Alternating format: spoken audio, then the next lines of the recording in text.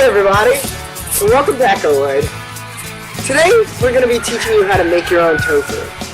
But not only do we hope to teach you how to make your own tofu, we also want you to learn a little bit about the history and some of the benefits why making your own tofu at home is just so much better than that store-bought stuff. Now how about you guys follow me over to the tractor and we'll go through a little ride through history.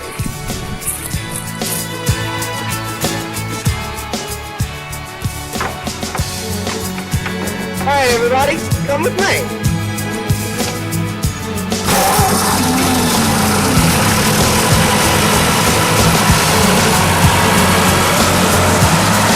Now let's take this portal back through history and see where we end up. Wow, now here we are in ancient China, approximately 2,000 years ago. Now this is when the earliest evidence of tofu shows up. And it's depicted on a stone mural that dates between about 25 and 220 AD that's showing a kitchen scene in which people are using soy milk and tofu. Now, let's jump forward a few centuries and see what's going on there.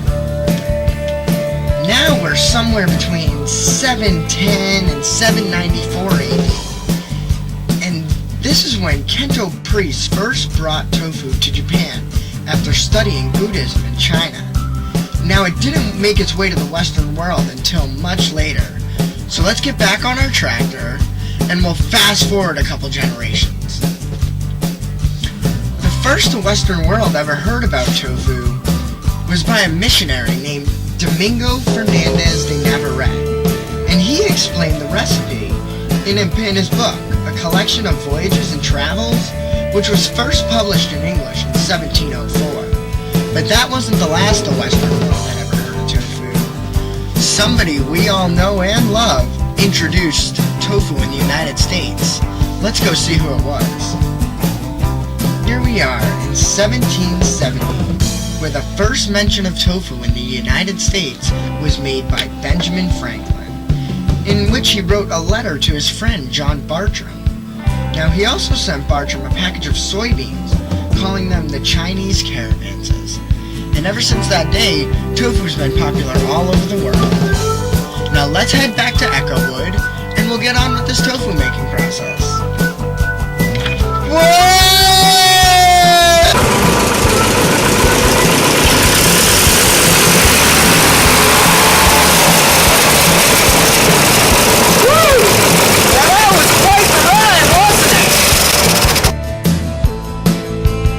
Now that you know a little bit about the history of making tofu, let's get into some of the benefits of making it yourself at home. Now, with homemade tofu, it'll always be much better tasting and fresher than the stuff you can buy in the store. And you'll also be assured that it's free of any chemical or genetic modifications because you'll always know what's going into your tofu. Now, homemade tofu is also a lot less expensive than the tofu that you buy in a store at $2 for a 16-ounce block. Because after the initial purchase of the press, the only thing that you'll ever have to buy again are the soybeans and the coagulant. And also for all those out there who are environmentally conscious, there's no wasted packing material, so it's much better for the earth. Now some of the great nutritional benefits of making your own tofu are that it's rich in protein and B vitamins, which make it such a great meat substitute in many vegetarian dishes. And it's also easily digested because you remove all the fiber from the soybeans during the process. Now, homemade tofu can also help reduce the risk of heart disease by lowering your levels of bad LDL cholesterol and helping to maintain your levels of good HDL cholesterol.